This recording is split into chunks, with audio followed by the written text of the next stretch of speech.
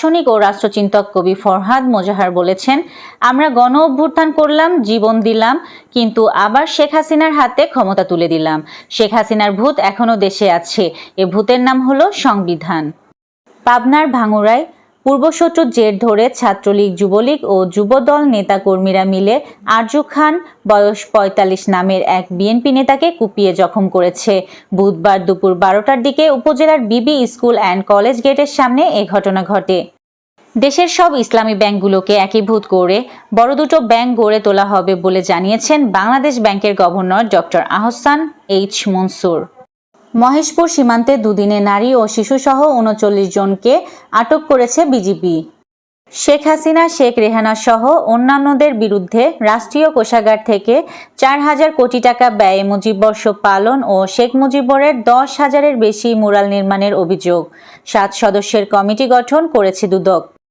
বৈষম্য বিরোধী আন্দোলন দমনসহ বিভিন্ন দুষ্কৃতির সঙ্গে জড়িত আওয়ামী লীগ এর অঙ্গ সংগঠনের ৩ নেতাকে গ্রেফতার করেছে ঢাকা মহানগর পুলিশের ডিএমপি গোয়েন্দা শাখা।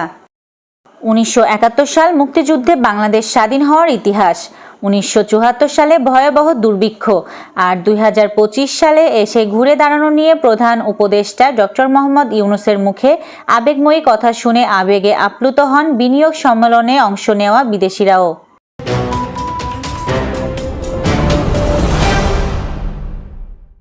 বাংলাদেশের ট্রান্সশিপমেন্ট সুবিধা বাতিল করল ভারত।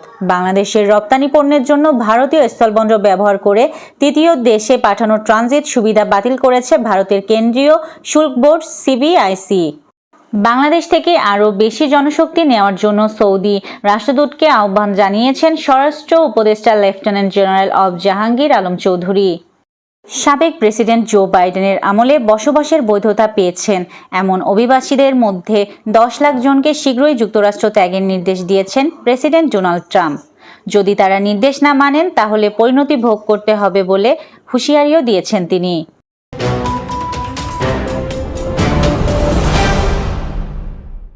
ইউসিএলে সম্ভাব্য সেমিফাইনাল লিস্ট ও চ্যাম্পিয়নের নাম বললেন নেইমার।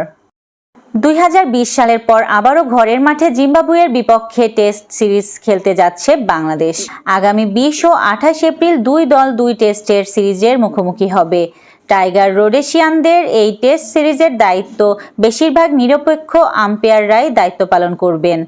২ জন বাংলাদেশি থাকবেন চতুর্থ আম্পায়ার হিসাবে। প্রিয় দর্শক, আপনারা এতক্ষণ দেখছিলেন সুরমা টিভি 24 এর আজকের শীর্ষ সংবাদ। সাথে ছিলাম আমি ইয়াসমিন আক্তার। সুরমা টিভি 24।